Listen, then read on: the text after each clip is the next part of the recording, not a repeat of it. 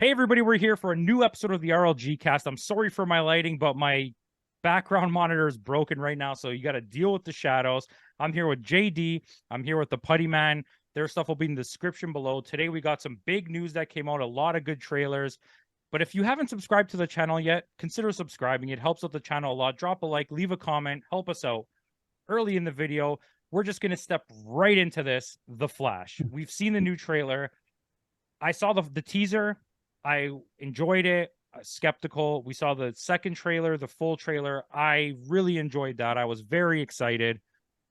We got the the second full trailer now. Yeah. And all I can say is, before we even step into what people are saying about the movie that got the early screenings at CinemaCon, it looks really good.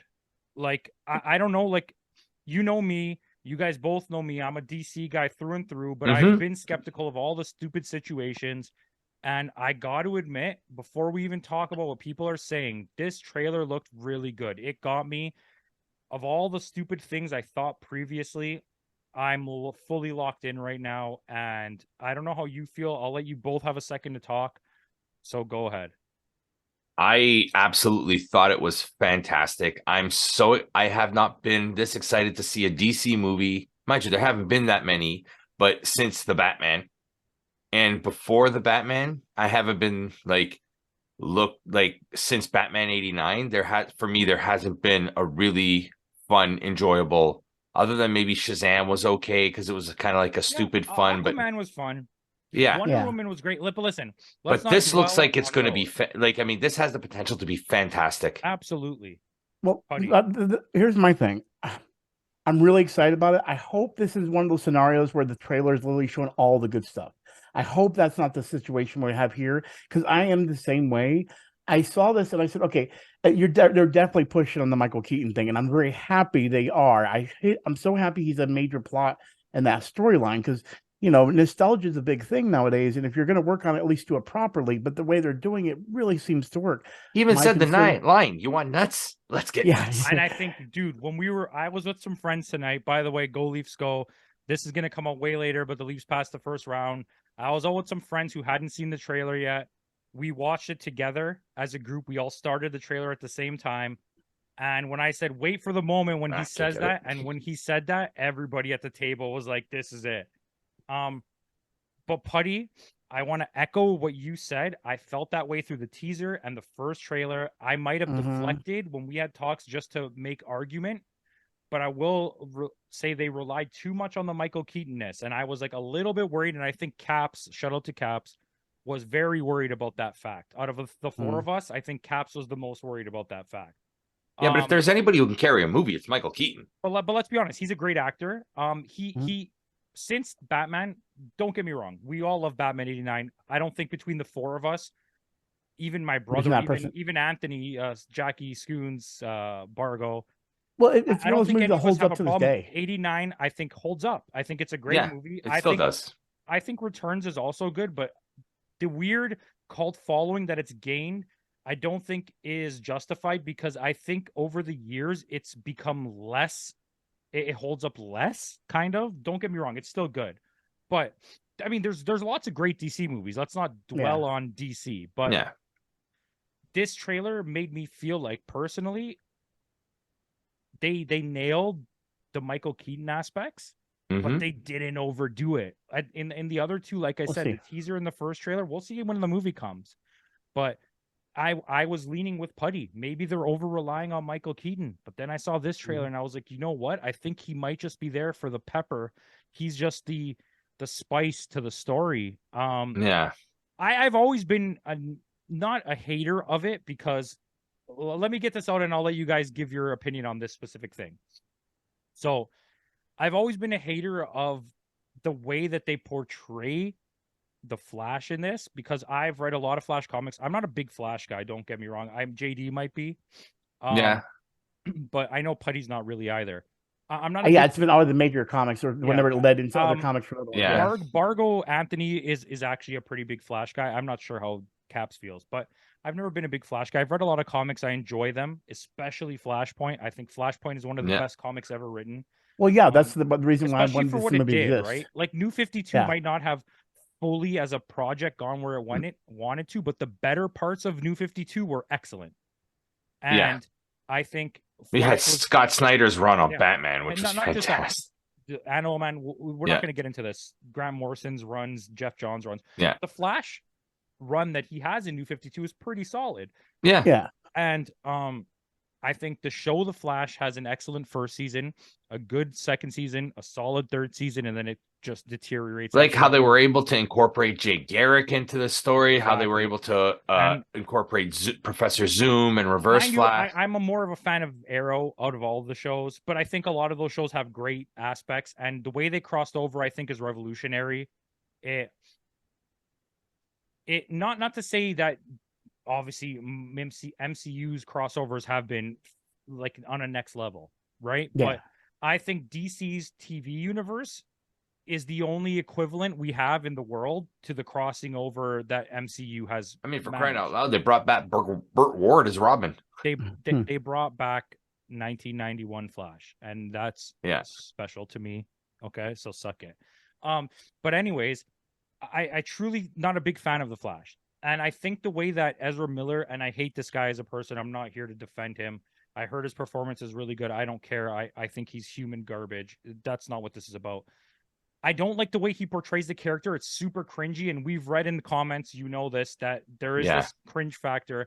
And I'm a little bit worried about that. But if everyone who's seen this almost has been willing to overlook that for the greater good of this movie, I think that's where this could excel and be special, because that's always been one of the weaker points of the movies. As much as we all love the little cameos of the Flash here, there, Justice League, whatever, we all can admit that his general portrayal of Barry Allen Flash has been kind of cringy, not like Grant almost Gustin. Almost goofy. But go ahead, Putty.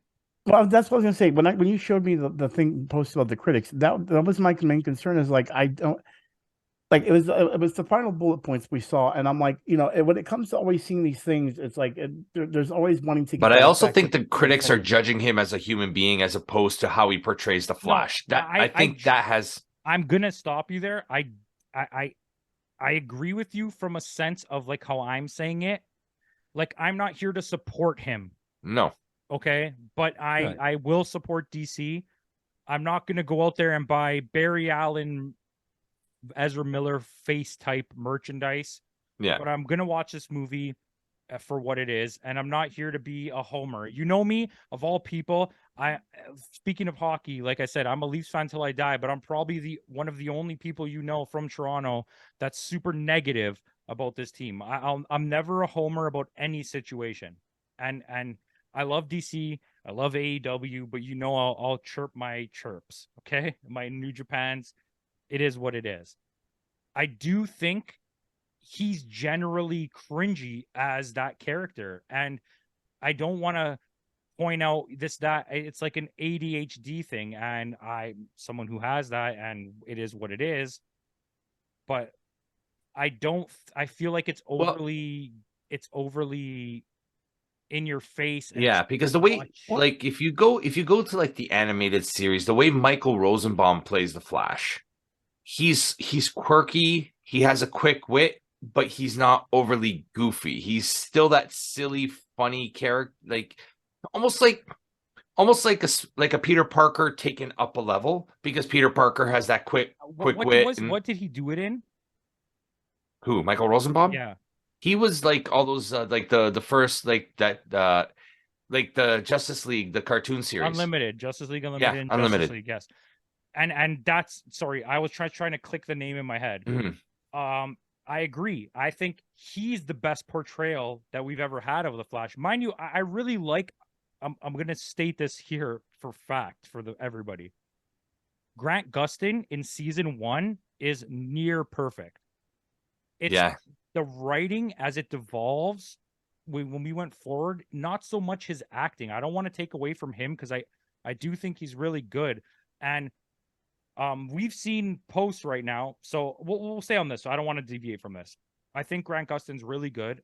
I know the writing let him down. I know some of the directing let him down. Some of the Kevin Smith episodes are some of the better episodes because he understands the character, even in Supergirl, even in Didn't Kevin Smith be the first one to bring in King Shark into the Flash? I believe so, yes. And he also was one of the better directors that had things in Days of Tomorrow.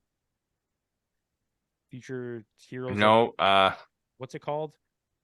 not Crisis. I can't remember the show. The one where they travel through time with the what's it called? Legends of Tomorrow. Legends of Tomorrow. Like, and you know, shout out to Kevin Smith because I think he wrote the better script. If you check online for Daredevil, I think if they based it on his script and his comic book version of Daredevil, I think it would have been better. The Ben Affleck film, yeah, because when you get the hints of it in the director's cut, the hints of the Kevin Smith writing, it's much better.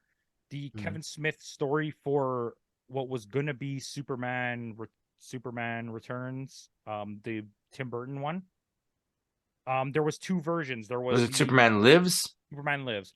There was the Superman Lives version that they were going to finally execute, that where they were doing the test screenings and everything. And then there's a Kevin Smith version that's before that they rewrote to be what it was. Is far better than what we got. Even for Superman Returns, it was far better than what we got. And shout out to Kevin Smith. I think we all love Kevin Smith. Yeah. Especially that era. But I mean, I'm hogging a lot of the mic time here. Putty, give me something right now. How you feel about the Flash? Well, no. Well, here's the thing. How do you feel about Ezra Miller as the Flash prior to this? Well, no. But you have to understand. I want to bring this up before even this movie, because here's the thing that I'm really worried about and concerned about this movie. And again, I'm going in with this one with an open mind because I don't feel like a lot of plot points are really known to me right now because it's such a weird. The most story we've gotten so far is in this trailer. Yeah, but it's still not a lot. Yeah, but here's my point. Here's where I have a lot of concern. But let's look at the side of Michael Keaton. We got Michael Keaton. I feel like is what they're really pushing for the, you're excited to get pumped for it. The Ezra Miller thing, they're trying to just ignore like it didn't happen. But the problem is, I feel like the whole thing with Jonathan Majors, and I know we're sidetracking with Marvel, but I've got to say it. The whole Jonathan Majors thing is going to bring this probably back into light.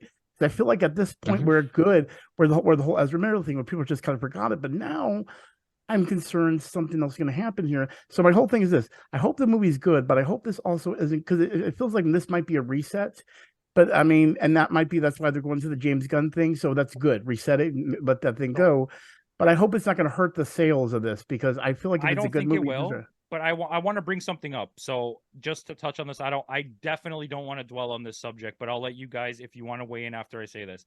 So the Jonathan Majors thing, when it first happened, one of his, I don't know if it was I might have said this before, one of the directors or the lead hands of one of the stage shows he was in, because he used to do theater before movies, and he was big in it, and he was a big name because he was starting to become a movie star, TV star, and he came out when this first thing happened right away, and he said, we've been talking about this for a year now. We went to the people who did Ant-Man. There was complaints on the set of Ant-Man about him, and no one did anything about it. And don't get me wrong here, and I'm not sticking up for one or the other. What Ezra Miller did is way worse than the accusations of what's happened to Jonathan Majors. However, because with Jonathan Majors, those are accusations. With Ezra Miller, he's been convicted. He's been convicted, and we're taken to court regardless of what happened. We know this, and he committed foul things to certain people. Jonathan Majors did minor things to a lot of people. He was verbally abusive, sexually harassed people. He didn't like physically do anything. He might have slapped people or whatever. Obviously, we don't condone assault anywhere here. No, not at all. But I want to say that I think James Gunn has recently said that he doesn't know the future of DC or Warner Brothers and what they plan, the higher ups above him plan to do with Ezra Miller. But right now, this movie's coming out, and we want to focus on the quality of this movie, and we'll worry about that later. I think, just like Jonathan Majors, he will lose this role. But I think they're not gonna mention that until the movies come out. It's run for multiple weeks. It's coming out of theaters. It's made its run of money, which will be a lot. I promise you, it will be a lot.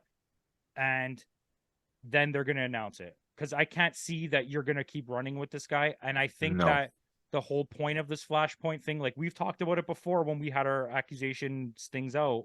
It's gonna end with him not being Ezra Miller. Yeah. I don't even think. Here's my thing. I'm gonna put it out there. I don't even. I think we're not even gonna find out what the Flash is gonna be. I think what's gonna happen. And this is just my opinion. I think Ezra Miller is gonna. And I even think it could be the whole thing where he just like goes into supercharge and then like what happened to him. It's going to end ambiguously and leave it open for what's going to happen in the future. And I think that's smart because at this point, this movie has so much money in it. It looks really good. They didn't want to take a movie that they put so much effort and time into that turned out really good that could make them a lot of money and deface it. And I think that is wrong. Okay. I don't think what they're doing from a human being, a human aspect is good. But it's the same thing like Ant-Man. I understand that you wanted to get this movie out. You put so much effort. It's the defining thing of your next phase. Both movies were. And mind you, Ant-Man wasn't really, but it was supposed to be. Irregardless. Wasn't Ant-Man, was it the finale of the... No, it's the introduction of the new phase 5. Which apparently the way it's sounding is the movie I love apparently might be the thing they're going to focus more on since this happened. Deadpool, good. I hope so. I do hope so because I do think focusing a movie on Ezra Miller or Jonathan Majors is the problem, and I don't support it going forward. I love Marvel. I really love DC, and I'm gonna support your movie, but I'm not gonna support Ezra Miller. Do you know what I mean? I'm not, like I said, I'm not buying any merch of Kang. I'm not buying any merch of Ezra Miller's Flash, but I'm not gonna not support what you're doing because this is something I love and I understand, and I hope that they both get removed from both projects. I know this is a touchy subject, and I'm just going to be honest with you with what it is. And I think Ezra Miller's a pretty good actor. I think Jonathan Majors is a far better actor. I think he's a little bit overrated, but he is good. I just wish Hollywood would look at these things when it's happening and not put people's lives at risk. Do you know what I mean? I agree. Yeah. Like, Flash was basically done before this happened. Minus they were ready to like completely throw it out. Basically done. Even though what we've heard and this all happened after Ant-Man anyway. The good thing for both sides is like Putty said, we can find a way to reboot the Flash because of maybe he just runs into the abyss and we see what happens when he comes out. He goes so fast he just maybe. This is the point. It's called spontaneously combusts. I'm not gonna advocate for this, okay? But I understand the fan base, and I do think he's a good actor. I do possibly see the scenario where he comes out of it, resetting both the DCEU and the DC TV universe, which we know have all crossed over. They all exist in the same place, and maybe Grant Gustin is our new Flash in the movies. But in the Marvel universe, to touch on that, because of the what's it called, the thing of Kangs, Council of Kangs. There's so many of them. They don't all have to look like Jonathan Majors. No. So we solved our problem right there. Yeah. And I agree. The DC problem. Why does it have to, like, my thing is, why does it have to be Barry Allen? It doesn't. It could be Wally West, sweetheart. Yeah. Could be Jay Garrick. No, let's not do Jay Garrick. Okay. You don't want the helmet with the wings? I think Jay Garrick fits in a scenario how we have Michael Keaton. In a thing where we do a crossover, not a crossover. Let's say in a Wonder Woman movie or a Flash movie, somewhere down the line, they cross over to Earth 212, Earth 67, and there's Jay Garrick, and that's how we meet them. Because we're going to get those, right? Marvel has already had their point of, that looked really bad, of dipping their fingers in the old school and giving us those Easter eggs, where DC has always been kind of weird with it. Maybe it's just Zack Snyder. Like, we get them, but they're just like, And I do think we're going to get some of those. They're going to come eventually. And I just want to say one thing before I let you talk. I'll let you go, Putty, I promise. I do think, as a person who doesn't like him, but for the cult of Zack Snyder, this movie looks exactly like what you want. There's no way as a Zack Snyder fan, you're looking at this movie and you're upset. This looks like a Zack Snyder movie. Guess what? It just has some substance behind it. Putty, go ahead. Well, no, I was going to say, you had said something about the whole the whole plucking of Easter eggs. And I mean, I can even see it with this Flash movie. But again, I really feel that's what's going to be what James Gunn is going to do, because that's the one thing I've noticed he's really good at. He's really good at finding the obscure things, but also implanting so much good lore. And Marvel's been doing that very good, where they can really, the hardcore fans like us that really get into that stuff and find those little things that go, oh, that could be hint to this or something like that, where they could be laying a breadcrumbs to something else. They're pretty good about trying to leave things there that can go back to and hopefully utilize it another way. DC, on the other hand, hasn't, but I feel like James Gunn has learned from that from Marvel and is going to bring that over to the world of DC. And that's going to make this a fun ride. We're going to have a world that is cohesive with exciting little lore, intricate details that he can adjust how he wants to fit the movie. But as fans, we're going to be like, oh my God, he did that. Like, I mean, Polka Dot Man was a prime example of that. That was one of those things that were just so. Yeah. And James Gunn has a movie. I don't want to say, okay, I'm trying to think of a word. He has a writing style, a way that he pulls performances from people with the writing to be what it is. His visual style is kind of generic. It's like the J.J. Abrams. It's nothing phenomenal, but it's the way that he writes the movies and then pulls the performances from the people, right? Mm-hmm. And we're going to get that in the future. What you have here, I see Zack Snyder has beautiful visuals. Okay. I'm not going to knock the guy for what he did. I think Watchmen is one of the best superhero movies. I like a lot of the visuals of his movies. I think Sucker Punch has amazing visuals. I just think there's nothing there. There's no plot. It's just all like, it's a message that's muddled and it's backwards. It's supposed to be pro-feminine, but it's also like the opposite of that more than it is the positive of that. Anyways, I digress. I don't like the way that I don't like the aspects of the way that Zack Snyder does things. I do think his visuals are great. I think there's an over-reliance on CGI where everything is filmed on a green screen, and I'm starting to see that in Star Wars, and I don't like it. At least Marvel is kind of still staying a bit grounded with the way that they film things. Like, we're actually filming in an office. We're actually filming in a warehouse. Star Wars is like, there's nothing real. It's all just background. And at least they're doing it on I don't remember the name of it, but they're doing it on the screen. Yeah, the epic. Zack Snyder thing, was filming everything on a green screen and green screening it in. To the point where everything in the background looked like GTA. They look like rendered objects from a GTA thing that he downloaded. It looks like, you know, when you watch like a knockoff Batman movie where it's like homemade, that's what it looks like sometimes. And don't get me wrong, his actual camera work is phenomenal. Okay, it's the over reliance on CG, and we're gonna get that here. I'll take that. I'll leave that. What we've seen from the critics who saw it at CinemaCon, I'm not sure of the actual number. I think it was like 45 or 50. 8 out of 10 people had very positive things to say.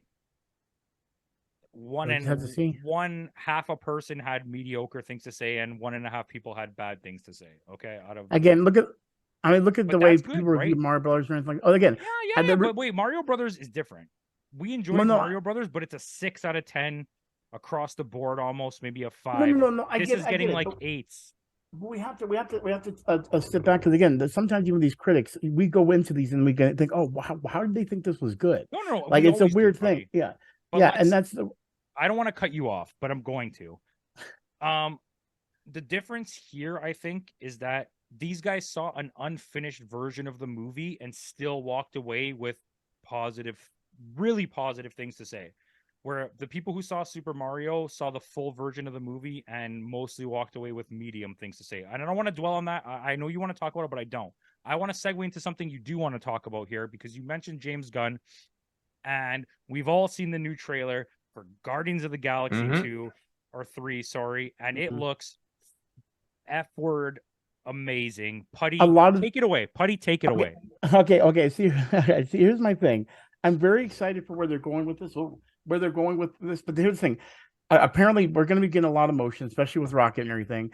When I saw Groot, okay, are we trying to go past not even King Groot? Are we trying to go back to his origin looks, where it's that whole like branched out? Because when I saw it in the teaser, I was like, "What? Apparently, are we getting one?" This is so we got old man Groot who died. Then we got Baby Groot.